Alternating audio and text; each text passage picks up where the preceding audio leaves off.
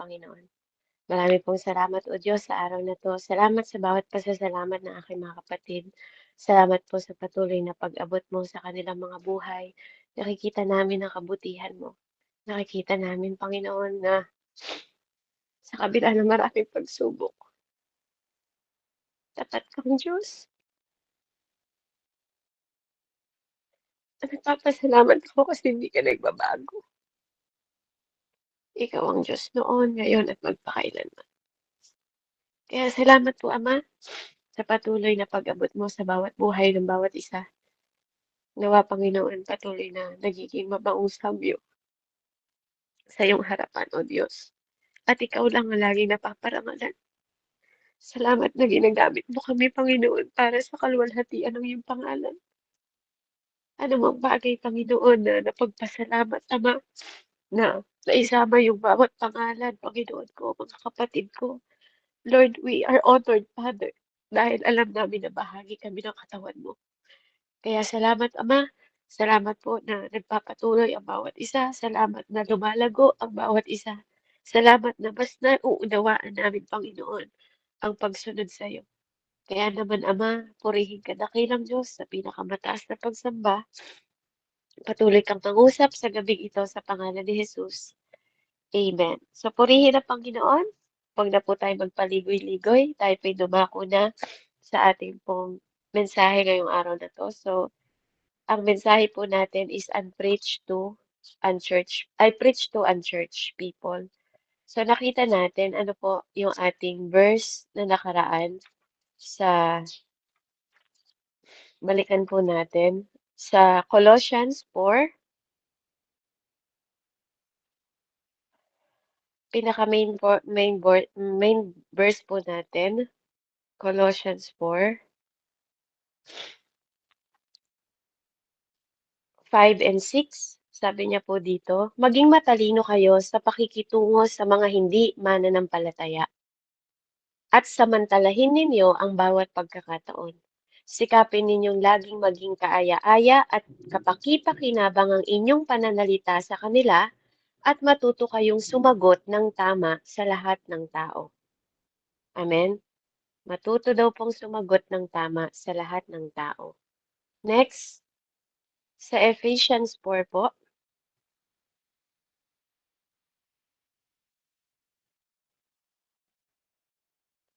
Amen. Sabi po dito, verse 29,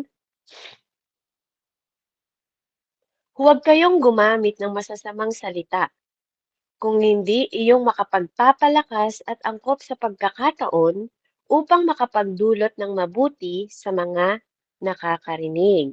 Verse 30, sundan ko po, at huwag ninyong saktan ng kalooban ng Espiritu Santo sapagkat siya ang tatak ng Diyos sa inyo at katibayan na kayo'y tutubusin pagdating ng takdang araw. Amen?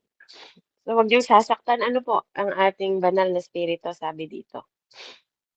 Sa purihin ng Panginoon, tayo po ay, di ba napag-aralan natin kung paano tayo mag-choose ng mga speaker ng nakaraan, mag-preach ng series, maging consistent tayo sa style ng preaching natin, huwag papalit-palit o huwag palipat-lipat po ng preaching. Amen. Huwag pasaliwa-saliwa kung saan po nagpupunta at paiba-iba bawat linggo ang paghahayag ng salita ng Diyos.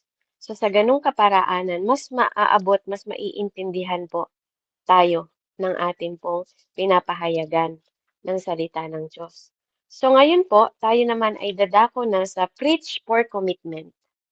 So sa mga humakbang na po na naghahayag ng salita ng Diyos, mahalaga po ang ating commitment. Amen. So sa mga unbelievers, lagi po it's opportunity sa atin na mag-respond po sila sa Panginoon na pinapakilala natin. Yung maging more silang uhaw na maghanap po sa Panginoon. Amen? Kasi marami pong naghahanap, amen, ng pagre-respond ng mga unbelievers kapag sila ay nakakarinig ng salita ng Diyos. At yung iba naman, matutunan po nating irespeto na hindi natin sila pine-pressure na tanggapin agad yung ating binibigay sa kanila. na opportunity na ino-offered natin kasi hindi po lahat ng makikinig katulad ng mga patotoo kanina, sabi nga ni Kuya Lindon, 'di ba, sa mga jeep, 'di ba, hindi lahat nakikinig. Yung iba po dinededma nila. So, 'wag tayong mag-ano, magbigay ng pressure sa mga tao. Just ang trabaho po natin is magtanim. Amen?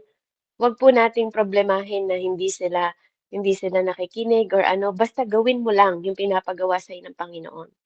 Amen? Kailangan niyo ding matanggap na hindi lahat ng tao is tupa ng Lord. It is biblical. Biblical po 'yan 'no, hindi lahat tupa ng Diyos. Yung iba po mga kambing. Amen? Kaya kahit ilang ulit pa silang makarinig ng salita ng Diyos, amen, basta tayo po ang gagawin lang natin magpapatuloy lang tayo na i-offered o gawin yung oportunidad na binibigay sa atin ng Panginoon. Marami ding mga pastor, amen, ang nangingisda po at pilit nilang hinihila yung mga isda. Amen? Pilit nilang, alam niyo yun, pinipay yung attention, kunin yung attention, i-draw ng malapit sa kanila. Sa net nila yung isda. Yung parang net, di ba? Pag nangingisda ka, pag nakahuli ka na ng isda, anong gagawin mo sa net? Hihilahin mo to papataas sa boat mo. Amen? So, ganun yung mga ginagawa ng mga pastor. Alam yan nila, Pastor Rodel. Yan yung trabaho nila. Amen? At meron silang iba't ibang klase ng kaparaanan. Kaparaanan nila minsan nagiging tradisyon sa mga churches, 'di ba? Nagtatawag sa end ng minute ng end ng pagmemensahe, 'di ba? Tumatawag sila ng tinatawag na altar call. Amen? So, yung altar call na tinatawag natin, tinatawag yung mga tao papalapit sa altar, yun yung mga tradisyon na ginagawa ng mga tao sa end ng services. Para mapalapit yung mga tao na wala pa sa Panginoon, di ba? Kinukuha natin yung loob nila, binipreach natin yung katotohanan, inaabot yung mga pangangailangan nila. Amen?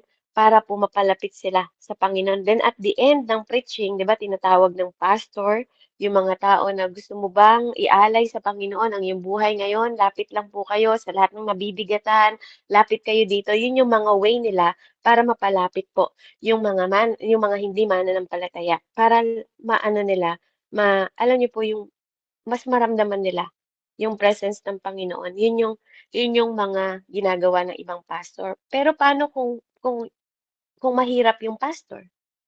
Paano kung walang church? Amen? Paano kung walang altar?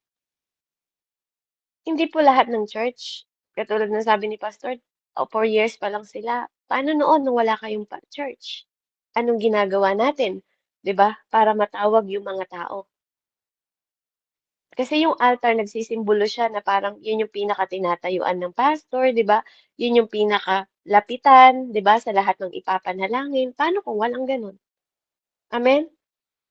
So mahalaga yung mga bagay na hindi lang sa mga places na parang nagiging tradisyon na lumalapit lang sa altar call para lang maranasan nila yung presence ng Lord, kundi maabot natin yung puso nila habang naririnig nila yung mensahe ng Panginoong Diyos. Amen? Na kahit walang altar na lalapit, yung naranasan nila at mararamdaman nila na I need to commit. Kailangan kong mag-commit sa Panginoon, kailangan ko ng tulong ng Diyos. Amen? Kailangan yun yung maihayag natin habang tayo ay nagpapahayag ng salita ng Panginoon.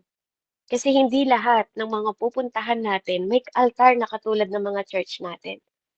Lalo na yung ibang mga tao na nakatira sa bundok, wala silang kakayahan na mag-ano ng mga magagandang church. Amen? So, and one thing pa, kapag may mga pumupunta sa mga churches natin na sila ay may problema na mag-asawa, 'di ba? Kasi ang pagamutan nga po ang church. Amen? So, madalas, ang mga taong nagpupunta diyan may mga problema, kailangan nila ng Panginoong Diyos, pero hindi naman sila madalas talaga nagpupunta sa church. So, maganda din daw pala na gawin natin na yung ating mga pintuan, halimbawa, meron tayong mga churches, 'di ba? At merong pintuan na 'wag natin ilalagay yung counseling.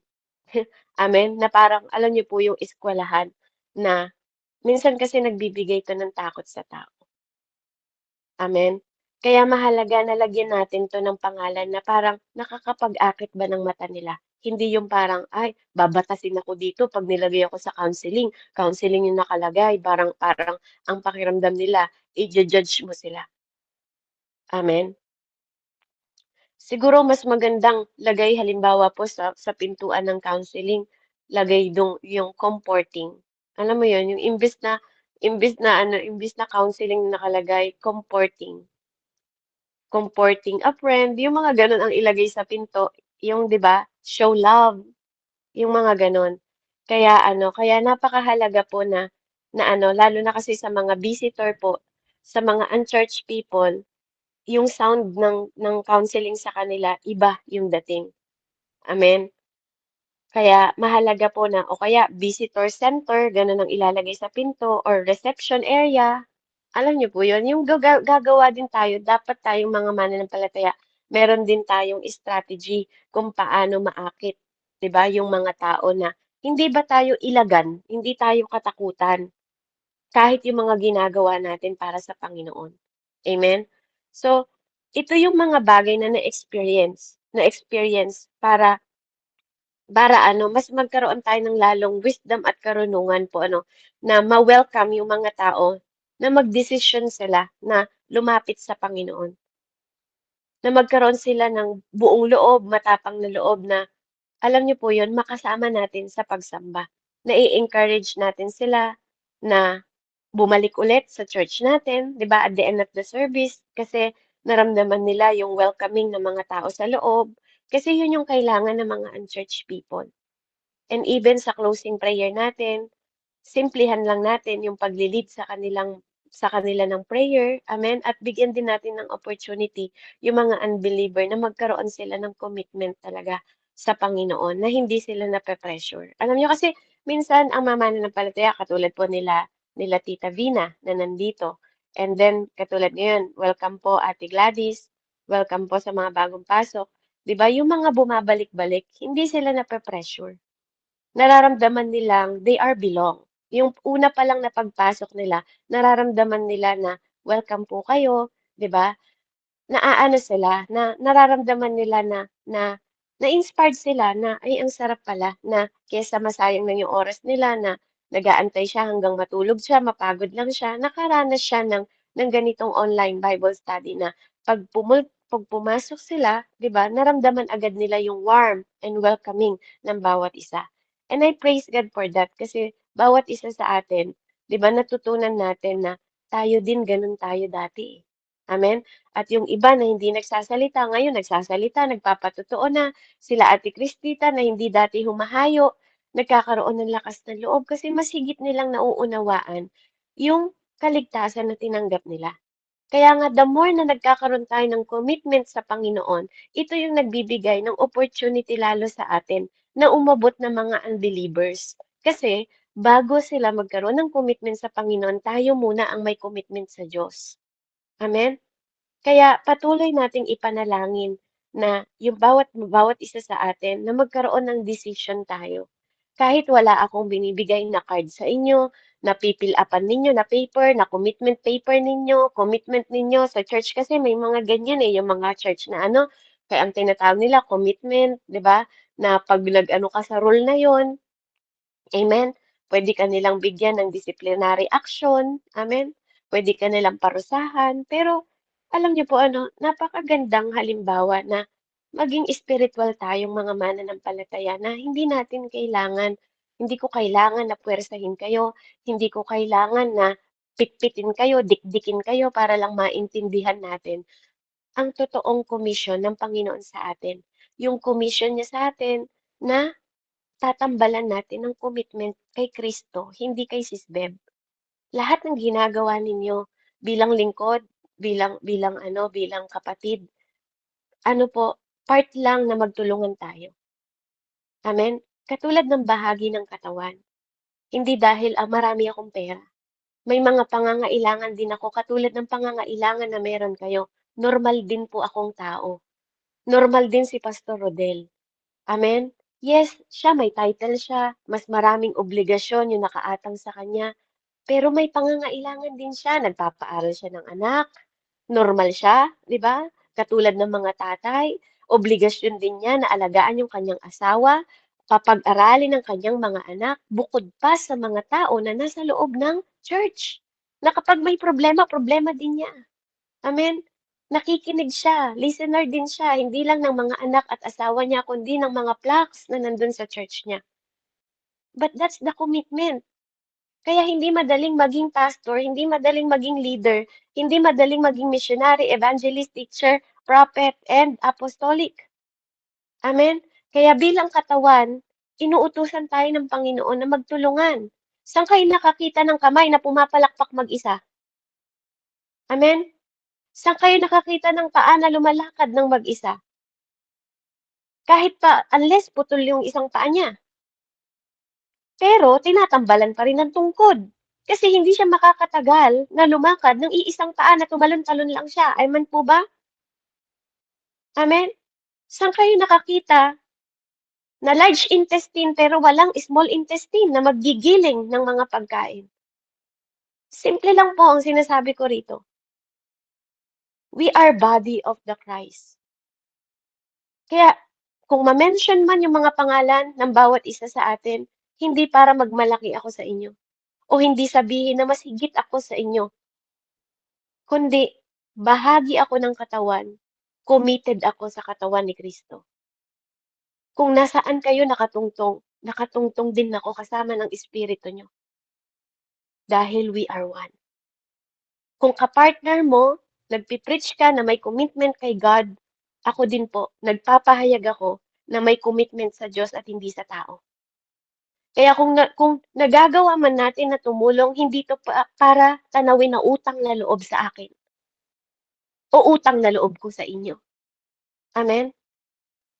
Katulad po ng sabi ko, pamilya nyo yan. Ay nangyayari, di ba? Amen? Kasi sinabi mo may attitude to, nag-ano, di ba nag-chat sa dito? Ano ba yung may Amen. So, pamilya nyo po yan. Ano po? May part din po ako, may bahagi ako kung kayo naging disciple ko.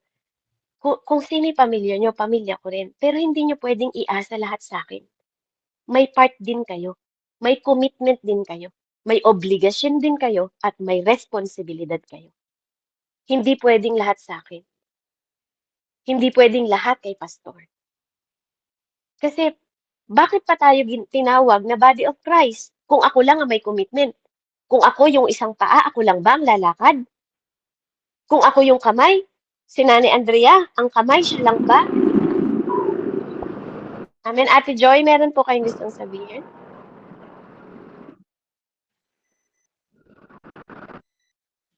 Amen. So, praise God. So, akala ko po, may importante, baka ako may tatanggap na kaluluwa. We are, available. So, praise Jesus.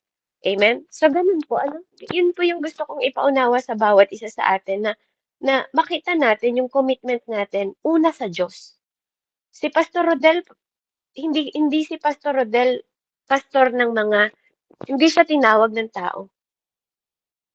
Alam ni Pastor Rodel, ang obligasyon niya na unang tumawag sa kanya ay Diyos. Ang commitment niya sa Panginoon, hindi sa tao. Ganon din kila Ate Jane, sa bawat isa sa atin, sila Ate Ann, Nanay Andrea, kahit nasaan pa tayo. Ang unang commitment natin ay sa Diyos, hindi sa tao. Kaya kung may ginagawa man po kayo para sa Panginoon, amen, hindi po yun utang na loob namin sa inyo o utang na loob nyo sa amin. Hindi po biblikal ang utang na loob. Kaya wag po nating ugaliin. Amen? Mahalaga pong rumespeto tayo. Tama po yun. Pero yung, alam niyo yun, yung parang, hindi, wala ka dyan kung hindi sa akin.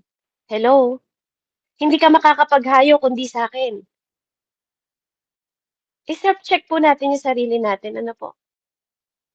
Wag pong maging ganun yung attitude at character natin because that is not biblical. It is not the nature of God. Hindi tayo nagkaroon ng commitment sa Diyos para ipatanaw na utang na loob. Hindi nyo rin pwedeng sisihin yung mga leader nyo. Bakit nagpa-ministry pa kayo? Hindi nyo naman kayang supplyan. Hello? Kapatid, may trabaho ka din. May responsibilidad ka rin at may commitment ka rin. Kaya kung may mga tao na reklamador, complainer pa rin, I hope the Holy Spirit will convict you. Sabi dun sa binasa kong verse, do not quench the Holy Spirit. Wag niyong sasaktan ang Holy Spirit kasi once na nakakapagsalita kayo ng hindi maganda sa ministry, yes, ito ministry, but ministry to ng Diyos. Bawat kapintasan na ginagawa natin sa ibang ministry, pinipintasan natin yung ministry ng Panginoon. Bawat kapintasan na napapansin mo sa kapwa mo mananampalataya, ang Diyos ang pinipintasan mo. Kaya mag-iingat po tayo sa mga bibig natin. Kung wala kang magandang sasabihin sa ministry, kung wala kang magandang sasabihin sa pastor mo, kung wala kang magandang sasabihin sa leader mo, tumahimik ka na lang. Kasi sabi ng Panginoon, bawat salitang walang kabuluhan na ilalabas ng iyong bibig ay pananagutan mo sa harap ng Diyos. Nasa Hebro po yan. Kaya kung wala kang magandang sasabihin, kapatid, itikom mo yung bibig mo. You are not common life. Hindi ka na nasa common life. Amen? At pag nagkaroon tayo ng commitment, mahalaga po na alam natin yung bawat impormasyon, bawat pangako na ino-offer ng Panginoon. Amen? Kaya marunong tayo dapat mag-approach sa mga tao na nakakasalamuhan natin, publicly man ito o nasa loob ng church. Amen? Dapat marunong din tayo magkaroon ng public profession of faith. Amen? Yung public statement natin ng faith natin kay Christ na tayo ay nabaptize na, amen, na nakasunod tayo. Nakasunod tayo sa pinagagawa ng Panginoon. Amen, hindi yung iniengganyo natin yung iba na magpabaptize, tayo pala hindi pa nabaptize. Amen? Yung offering natin ng time na nakakommit tayo. Yung commitment natin ng time natin na alam natin na mahalagang elemento po, lalo na sa mga seeker sa services, na nasa on time tayo. Kaya nga yun yung sinasuggest sa mga nagli-lead na mga tao na magkaroon tayo ng commitment. Even sa oras po, dapat alam nating limitahan. Alam natin yung oras lang na dapat nako-consume natin dahil alam natin na may part ang program na to. Amen? Even sa churches, may oras sila bago magsisimula, di ba? Oras lang ng pasasalamat, oras, naka-organize po yun because our God is God of order. Amen? So mahalaga po na may disiplina tayo. Mahalaga na nililid natin yung tao na tayo mismo ang unang sumusunod. Hindi kasi natin sila mapapasunod kung tayo mismo hindi sumusunod. Amen? Kaya nga sinasabi, you cannot give without nothing. Hindi mo maipapaano yung rule na yon kung ikaw mismo hindi ka marunong sumunod sa rule na yon.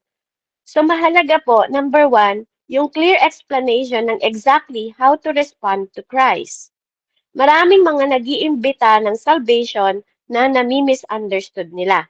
Yung mga unchurched po, wala silang idea anong nangyayari.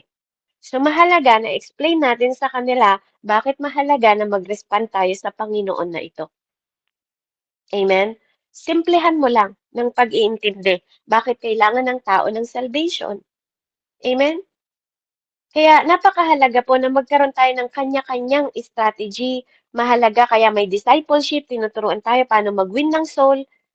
Iba-iba tayo ng kapanawagan. Kaya alam niyo po, pag talagang hindi mo kapanawagan yung evangelist, mahirap po talaga. Pero kapag kapanawagan mong evangelist, there is a favor of the Lord talaga na sumusunod sa'yo. Na pag kinakausap mo yung mga tao, alam niyo po, natatouch sila talaga. Kaya hindi lahat tayo pare-pareho ng kaloob. It is biblical. Hindi pare-pareho ng kaloob. Kaya nga, kahit pigilan mo ang evangelist, yung puso niyan, magbaburn yan. Aapoy yan, hindi yan matatahimik. Hanggang sa pagtulog nila, aapoy yan. Hindi ka patatahimikin ng Holy Spirit kasi nakukwent siya. 'Di ba? Hindi siya you are the vessel. You are representative ng Panginoon dito sa mundong ito. Sino sa palagay niyo ang kikilos? From the beginning of the world, in the foundation of God, gumamit ang Diyos ng tao. Tao ang ginagamit niyang vessel na magawa ang lahat ng kanyang gagawin sa mundong ito. Kaya nga nung kinreate ni God ang tao, dun pa lang niya naramdaman ang kapahingahan. Then God rest. When He create man, God rest. Kasi tayo yung naging kapalit. ng mga trabaho. Tayo lang yung pinili ng Diyos na magtrabaho dito sa mundong ito. Hindi yung ibon, hindi yung baboy, hindi yung aso. Ikaw, Ate Cristita, hindi bababa si God sa baryo ninyo. Ikaw din, Mami Ludi, hindi bababa si God sa tahanan ninyo para ikaw ang gagamitin niyang vessel. We are the temple of God. We are the church. Amen? We are the Bible. Walking Bible nga tayo eh. Amen? So mahalaga po na tayo yung unang nagre-respond sa Panginoon. Kaya kailangan matutunan natin kung paano siya ipakilala, paano mo siyang ipapakilala sa ibang tao kung ikaw mismo tamad siyang kilalanin. Amen? Paano mo siyang mapapakilala sa ibang tao kung ikaw mismo hindi mo naranasan yung Panginoon na yon? Anong ibibigay mo sa ibang tao kung ikaw mismo wala ka namang karanasan? Kaya napakahalaga po ng bago maging malinaw sa atin ang explanation bakit natin ginagawa ito. Bakit tayo nagpupuyat? Bakit tayo nag-i-spend ng lakas, oras, pinansyal? Bakit? Kasi kung ginagawa mo yan para sa katanyagan at kasikatan ng sarili mo, mali ka pa rin. Gusto mong makilala ng mga tao, mali ka pa rin. Pero kung ginagawa mo yan dahil naintindihan mo yung commitment mo, na iyan ay lahat ay respond mo lang, resulta yan ng natanggap mo, then magiging tama yung puso mo. Kaya may mga taong nagiging ma-pride kasi hindi mo pa rin naintindihan. Hindi lahat ng nasa church naintindihan nila yung mission nila, yung purpose nila, yung calling nila. Kaya mahalaga yung explanation ng clear na exact explanation para mag-respond yung mga tao na mga unchurch. Pangalawa, plan out your time of commitment. Ang oras po, lumilipas, mga kapatid. Yung oras na nawala kanina, hindi ko na pwedeng ibalik. Amen? Ganon din po sa inyo. Walang taong kayang kontrolin ang oras. Kung pinalipas mo yung pagkakataon na makahingi ka ng sorry sa mga taong nagawan mo ng masama, amen, hindi mo kayang ibalik yung mga oras. Andyan na sa harapan mo, di ba? Nag-pride ka pa. Andyan na yung nanay mo sa harapan mo, nag-pride ka pa. Amen? You cannot bring back time. You can earn money, yes, but you cannot earn time. Hindi mo pwedeng ibalik kahit isang minuto ng oras na mawawala sa'yo. Ganun kahalaga ang oras. Kaya mahalaga ang commitment natin. Napakahalaga po ng commitment kasi bawat minutong nawawala, mahalaga. Amen?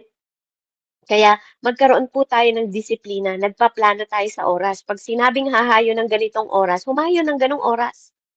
Amen? Para alam natin kung ano yung maging careful tayo na mag-isip. Maging deliberately tayo sa ginagawa natin. Para kung meron mang hindi tayo magawa, meron pa tayong extension na opportunity. Amen? Sa mga bagay na pinapagawa ng Panginoon sa atin na hindi natin mamimiss. Kaya mahalaga, kapag alam ninyo, di ba, sa gawain, kahit online yan, pag oras na, magpaalala kayo, oras na po, magsimula na tayo. Amen? Hindi mahalaga kung nagchichismisan pa sila sa loob, i-interrupt mo because it is time of God. Kaya nga nating irespeto yung yung mga taong mga kilala, di ba? Kaya mo nga irespeto yung kaibigan mo eh. Di lalong kaya dapat nating irespeto yung oras ng Diyos. Amen? So walang masamang i-interrupt. Pag oras ng Panginoon, oras ng Panginoon. Kahit sino pang nakaharap. Paano pa natin tatawagin siyang He is above all? Kung hindi naman siya above. 'Di ba? Mas priority pa rin natin yung sarili natin. Meaning, He is not above all. 'Di ba? Kapag ang oras mo, in-schedule nyo, halimbawa, mag-evangelist ka, hahayo, o kahit sa church pa, 'di ba? Pag nalilate tayo ng oras, para tayong nagdi-disrespect sa Diyos. Kung kaya nating irespeto yung mga kagalang-galang na tao, lalong higit dapat nating irespeto ang Diyos. Yung oras niya. Amen? So mahalaga po, mahalaga yung opportunity na yon na when it comes to Christ, it is important na magkaroon tayo ng intact. Kasi kapag tayo nagme-message nang wala tayong planning, hahayo kayo, wala kayong hinanda. Amen, hindi pwedeng gano'n. Hindi tayo ginawang disciple ng Diyos na walang disiplina. Kaya tinatawag na disciple, may disiplina ka. Disiplina sa lahat ng bagay. Disiplina sa oras, disiplina sa pananamit. Amen? Hindi po tayo fool. Huwag tayong Kristiyano na parang wala tayong alam. Kaya nga tinitrain tayo sa discipleship. Amen? Kailangan maging balanse po tayo. Pangatlo po, be creative in inviting people to receive Christ. Maging creative tayo, huwag tayong boring. When you say something every week sa mga audience po, amen? Tapos hindi naman ninyo tinupad, magkakaroon sila ng disappointment. Next time na mag-announce kayo, hindi na po sila maniniwala. Kaya, yung best way po, i-avoid natin.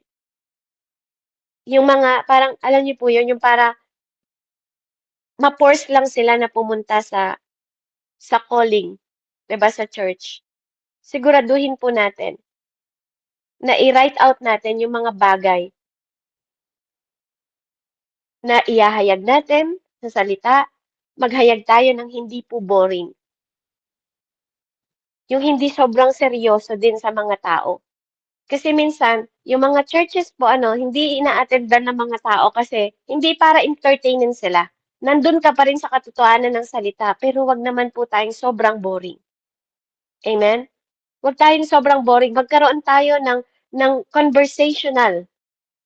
Amen? Na pagpapahayag sa tao na andun din, nag-eye contact ka sa kanila. Amen? Yung hindi po sobrang boring ng pagpapahayag. Kasi wini-win natin yung mga soul. Hindi ko sinasabi na lagi tayong magpatawa, pero sabihin may katotohanan, amen, na nakaka-rely ka sa buhay ng mga tao para matouch mo yung buhay nila. Huwag ka dun sa mga bagay na imposible. Amen? Yung mga, alam mo yun, yung mga kwento na hindi nararanasan ng ibang tao pa ngayon. Amen? Kumbaga katulad ng tinuro ko po last week, di ba? Naghahayag ka sa pulubi na magpapayaman ng Diyos. Yes, totoong magpapayaman ng Diyos. Pero do you think maniniwala yung pulubi sa sitwasyon niya? Amen? Abutin mo yung kalagayan ng mga tao. Abutin mo yung sitwasyon nung kayang abutin ng kanyang isip kung nasan siyang sitwasyon. Amen? Mamamatay na tao, pinipreach mo sa kanya. Ang pinipreach mo sa kanya, yung end time. Do you think nakakatulong sa kanya? Nanghihina na siya. Di lalo mo siyang gustong patayin kasi ang pinipreach mo sa kanya, yung end time. Amen? Magkaroon tayo ng matalinong pag-iisip po kung saan natin maaabot yung kanilang sitwasyon. Para hindi magkaroon ng boredom. Yung pagiging boring po sa loob ng church natin. I-avoid po natin. Kasi sa ganung paraan, magkakaroon sila, masaya pala sa church nyo. Kasi akala ko boring. 'Di ba? Even sa pagkaawit, 'di ba? Sa pag-awit po. 'Di ba? Kaya nga meron tayong masigla at worship. Kasi sa awit pa lang maramdaman nila. Maramdaman nila yung impact, 'di ba? Ng paano sila madala. Yung worshiper din, hindi ka lang magpa-perform. Dapat alam mong dalin yung mga tao na nasa loob ng church.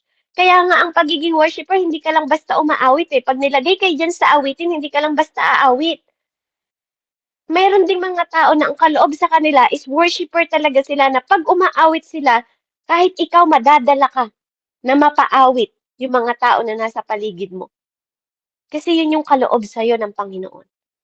Hindi basta-basta po ang paglalagay din ng worshiper. Amen? Kaya kapag alam mong aawitan mo ang Panginoong Diyos, ihanda mo rin sarili mo. Katulad ng paghahanda na ginagawa natin sa mga contest, di ba?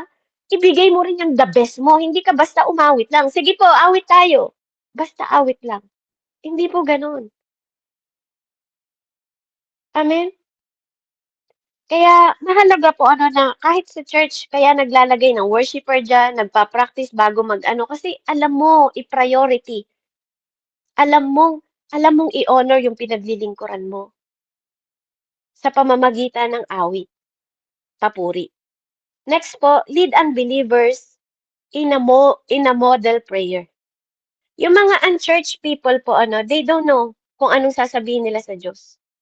Hindi nila alam. Parang tayo nung una, 'di ba? Hindi ko alam manalangin. Paano ba ako magsisimula? Paano ko ba siya kakausapin? Kasi may kanya-kanya tayong sariling panalangin natin noon. Kasi hindi naman natin alam manalangin. Amen?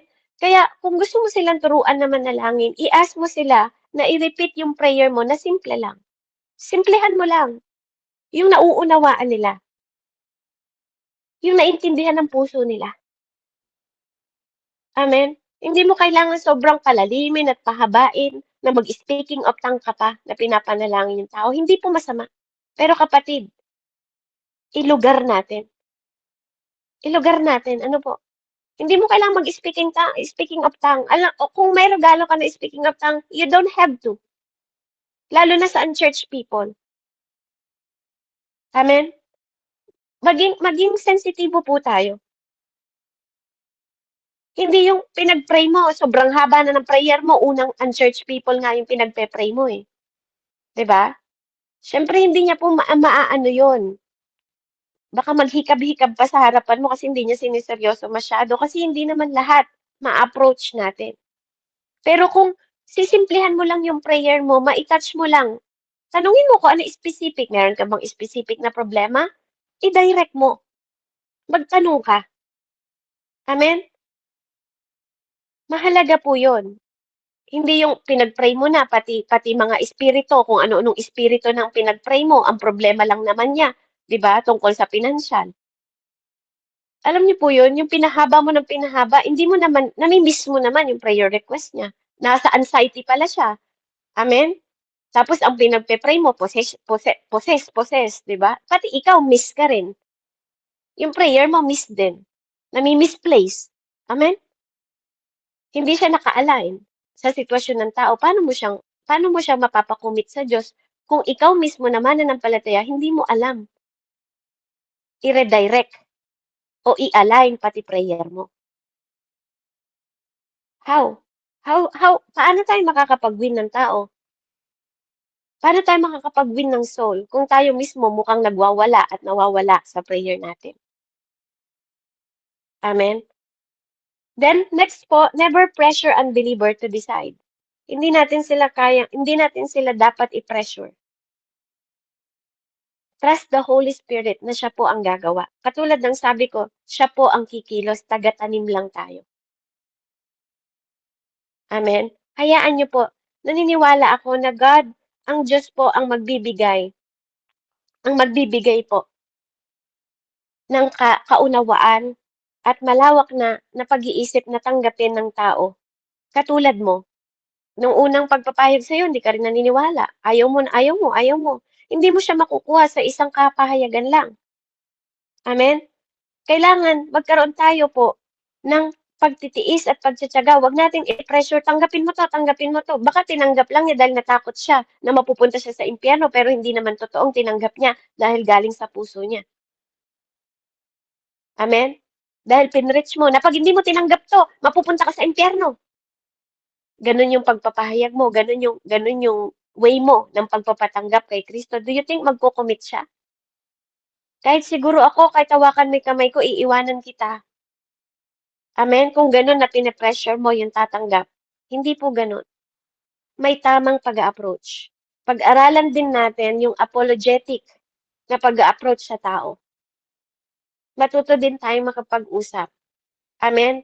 Yes, hindi man kaharap natin mga kilalang tao, naniniwala ako na bawat tao marunong gumalang, bawat tao marunong rumespeto, at bawat tao marunong makipag-usap ng may kaunawaan. Amen? Kaya mahalaga po na yung invitation natin, hindi po ito nape-pressure, hindi pressure sa kanila. Maging totoo tayo. Hayaan natin na yung mga tao mag-take time po na kailangan nila para magdesisyon sila. Dahil ang pagtanggap sa Diyos, hindi po niya pinupuwersa ang tao. Ang gusto ng Lord, decision mo na tinatanggap mo siya ng buong puso, buong pag-iisip at buong kaluluwa. Amen? Magkaroon ng right decision yung mga tao. Hindi yung para tumanggap lang sila sa Panginoon, kukonsintihin mo sila, ito-tolerate mo sila. Hindi rin naman po ang pagpapatanggap sa Lord is sasabihin mo sa kanila, okay lang naman po mag-inom kayo eh. Hindi ganun po ano, ang bawal ay bawal, ang kasalanan ay kasalanan. Amen? Imbis na sabihin mo na okay lang mag-inom kayo, hindi po ganun. Gamitin mo ng maayos yung salita ng Diyos. Na nagpapatanggap ka, naghahayag ka ng salita ng Diyos, tapos sasabihin mo sa kanila na okay lang na mag-inom sila. Di ba po? Hindi po ganun. Maghanap ka ng tamang salita. Na tamang salita sa dila mo na naintindihan ko po na ngayon nandyan kayo sa sitwasyon na ganyan. Di ba? Pero darating po ang pagkakataon na nawa po, dalangin ko na mas maunawaan ninyo ang salita ng Panginoon para dumating po ang pagkakataon na makita natin ang tama at mali, ang mabuti at totoo. Amen? Hindi po yung sasabihin natin na parang tinotolerate pa natin na okay lang na mag-inom sila. Di ba? May tamang salita. Amen? Na pag nakilala natin ang Panginoon, makikita po natin yung mabuti at hindi. Amen? Not to tolerate. Naintindihan ko po na hindi ganun kadali na matanggal ang paninigarilyo, tatay, pero nawa, dalahayaan niyo pong ipanalangin po kayo na mula sa araw na to, yung parang ganun, matanggal niyo po ang addiction sa paninigarilyo. Tay, pwede ba tayo manalangin? 'Di ba, yung pag-a-approach mo sa kanya, yung pag-a-approach, yung pagpapahatid mo ng salita sa kanya, not to tolerate them. Amen? Na ikaw pa mismo na mananampalataya na tumatayo sa ministry na yon, na tumatayo sa fellowship na yon ang magsasabi, okay lang pong mag-inom kayo. Ha? Sandali lang kapatid. That's not the right thing na sasabihin mo. Para lang mawin mo siya. Hindi po ganon. Pwede nating sabihin ang katotohanan, pero tulungan din natin sila, amen, na hindi na makaramdam na kinokondem mo sila. Amen?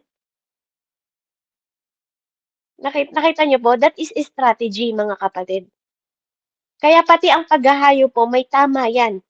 Amen? Huwag kang basta magsalita sa sarili mo lang karunungan. Magpalid ka sa Holy Spirit ng tamang salita. Kasi totoong mahihiwa sila sa salita ng Diyos. Pero katulad po ng pagpapahayag natin sa mga tao na katulad din nating makasalanan na unbeliever dati, paano natin maiengganyo na mag-decide sila? 'Di ba? Katulad ko po, ganyan din po ako dati, tay. Lasinggero din po ako. Pero purihin ng Panginoon, tay. Naiwasan ko po. Tumingi po ako ng tulong sa Diyos. 'Di ba mas masarap pakinggan? Kaysa yung sabihin mo na okay lang na mag-inom kayo? Okay lang na manigarilyo kayo? Amen? Hindi po gano'n. Amen? Kaya napakahalaga po ano ng pag-approach natin on how we process para pa mag-process tayo na ng paghahayag, ma-expose yung good news sa buhay natin. Love is not tolerating. Kailangan yung maintindihan, kailangan nating maintindihan na ang pagmamahal ng Diyos ay hindi tino-tolerate. Ang pagmamahal ng Diyos ay nagdidisiplina, nagko-correct, nagko-convict. Humihiwa, nanunuot hanggang buto. Kaya kung ikaw evangelist tayo, ministry tayo, mission tayo, pastor tayo, alam natin ang totoo. Alam natin salain ng salita na lumalabas sa mga bibig natin na magsa-soften, amen, sa mga tao na nakakapakinig po para hindi nila tigasan yung puso nila. Amen? Yes, God is love but God is just din po. Kaya mahalaga na makinig lang po kayo tay sa pakikinig po, doon naman natin nakukuha yung pananampalataya. Amen? Alam ko po, naintindihan ko na proseso po. Pero hayaan niyo pong ipanalangin ko kayo na i-touch kayo ng Diyos. Amen?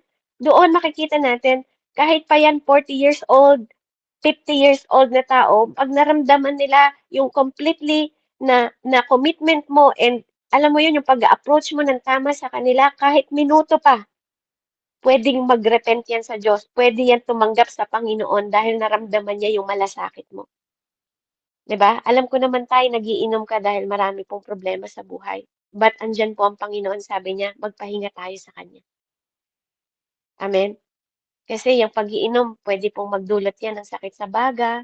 Tatay, na imbis na nasosolve yung problema, magkakaroon pa ng dobleng problema. Pero kung sa Panginoon po tayo lalapit tayo, 'di ba? Habang binabago tayo ng Panginoong Diyos, nakakasunod na po tayo sa layunin ng Diyos sa buhay natin. Amen? 'Di ba ang sarap pong pakinggan? Kaysa i-tolerate natin sa mga bagay na mali yung mga tao. I-direct mo sila sa tamang daan. That's the only way. Only Jesus. Hindi okay lang yan. Tell the truth because the truth is Jesus. The way is Jesus and the light is Jesus. I-direct mo sila kay Jesus. I-direct mo sila kay Christ. Kasi hindi rin naman sila makikipag-commit sa'yo kundi kay Kristo. Amen? Hindi okay lang. Amen? So, purihin po ang Panginoon. Next po, offer multiply ways to indicate a commitment to Christ. Puro kay Christ nakadirect, hindi kay Sis Beb, hindi sa ministeryo, hindi ka sa pastor. Puro kay Kristo po. Mag-offer tayo ng multiply way. Maraming mga kaparaanan po para mag-commit kay God. Kapag ikaw ay nasa sitwasyon ngayon ng offering, amen, yung traditional na altar call, kung ikaw ay pastor, di ba, sa church ninyo, nakakita ninyo, andun yung altar call sa dulo ng mensahe. Instead po na i-replace yun, mag-try tayo na mag-add ng mga card, di ba, na mag-a-approach, magazine na mag-a-approach sa mga tao, mga babasahin na pwedeng mag-approach sa kanila. Amen? O kaya, um, amen, yung mga alternative na pwede nating yung mga group na pwedeng pagbago pa lang, 'di ba? Ilagay sila sa room na ihihiwalay yung mga taong mga seeker lang para hindi naman sobrang hiwang-hiwa sa mensahe ng Sunday ng pastor. Doon muna sila ilagay, 'di ba? Maraming way po na maintindihan nila si Jesus na hindi sila nape-pressure. Amen? Magkaroon tayo ng point A, amen, and point B kung paano magko-confess yung mga tao, paano mapalakas yung kanilang pananampalataya. Amen? Kaya magtutulungan po talaga ang mga church people para sa mga unchurched people. Amen? Kaya yung altar call ngayon, ito yung actually modern invention ng mga tao sa church ngayon na ganun yung ginagawa nila. Amen? Yun yung mga kaparaanan na tinatawag para maging epektibo. Yun yung ginagawa ng mga church ngayon. Yun yung effective na invitation nila to approach sa ayon sa mga spiritual survey, amen, ng services sa church ngayon. Amen?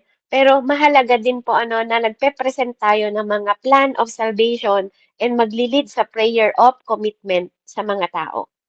Kailangan naka-set up yun. Kailangan naka-organize yun. Alam mo yung tinginan pa lang, nakakapag-usap na kayo, conversational sa mga tao na intindihan na. Kaya nga napakahalaga na magkaroon tayo ng malalim na kaunawaan ng personal conversation with each other about our spiritual journey. Amen?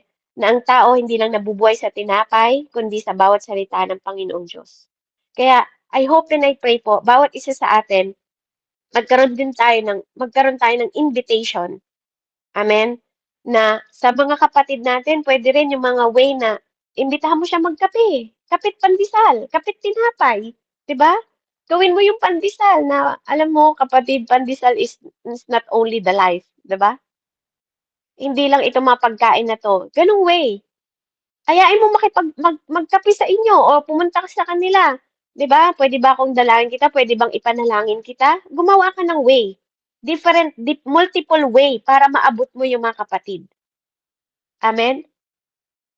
Kaya mahalaga po na meron tayong strategy. In that way, magkakaroon tayo na mapakilala din natin yung spiritual journey na hindi lang puro physical lang, hirap ng buhay ang nakikita, 'di ba? Magkaroon ng matatag.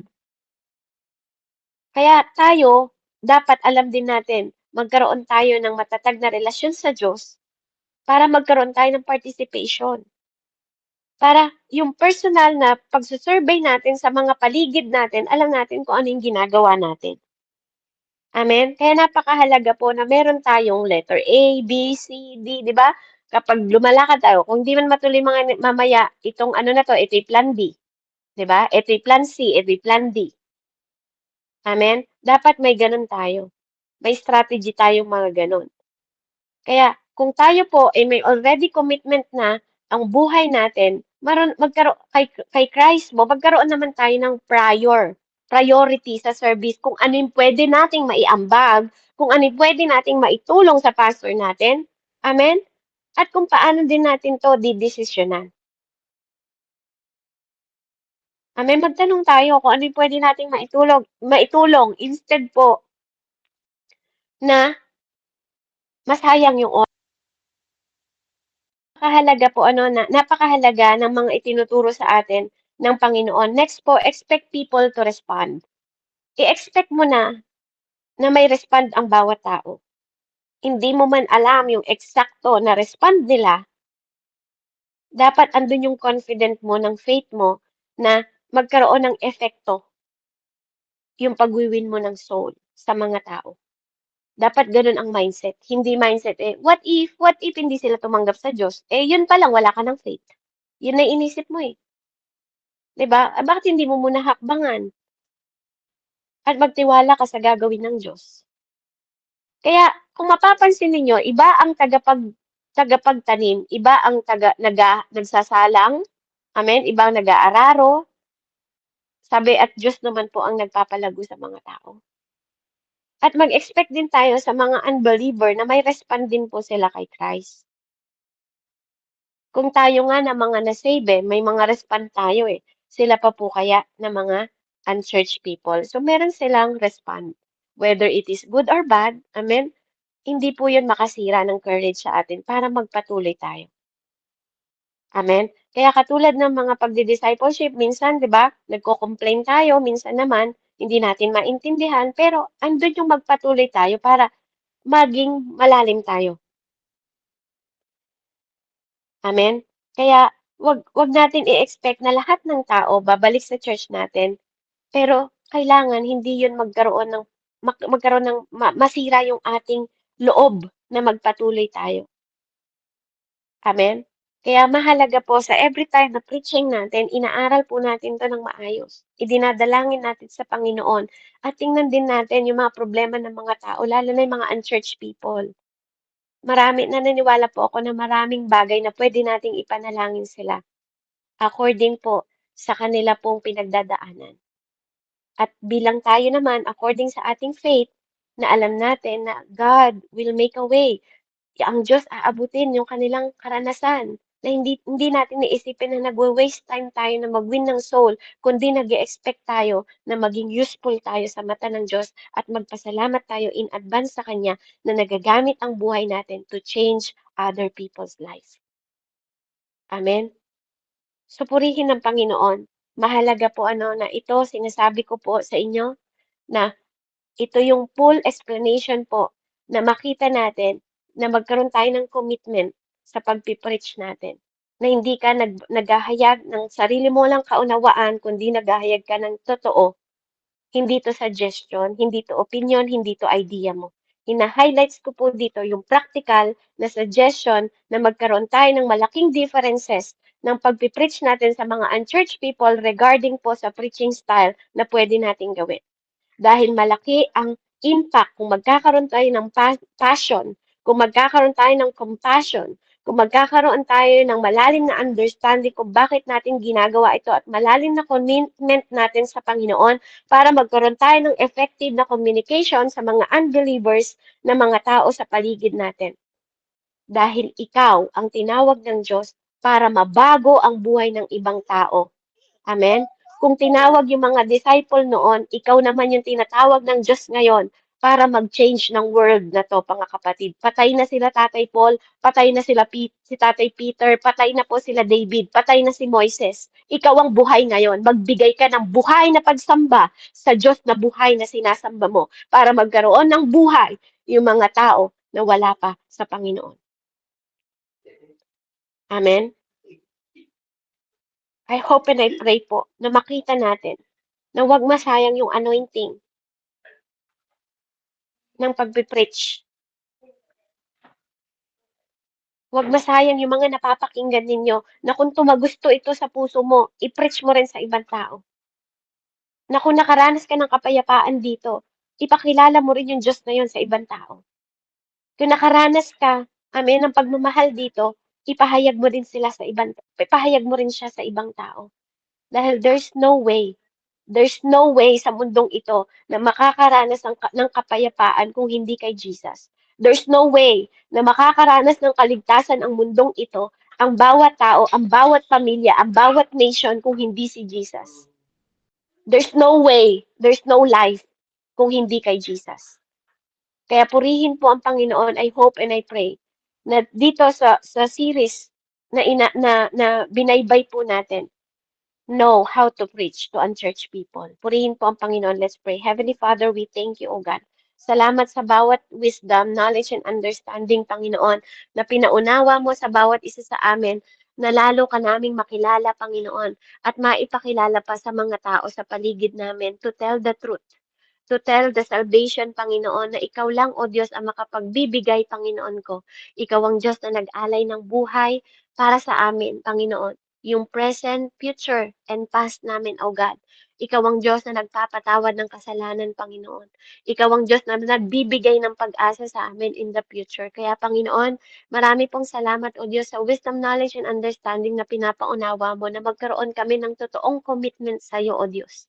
Sa pangalan ni Jesus, salamat po, Ama, sa iyo po namin itinataas ang lahat ng karangalan, kapurihan at kalwalhatian mula pa noon ngayon at magpakailanman sa pangalan ni Jesus na aming Diyos na buhay, sa ngalan ng Ama, Anak at Espiritu Santo. Amen and amen. Amen po. Back to you po, Nay Andrea.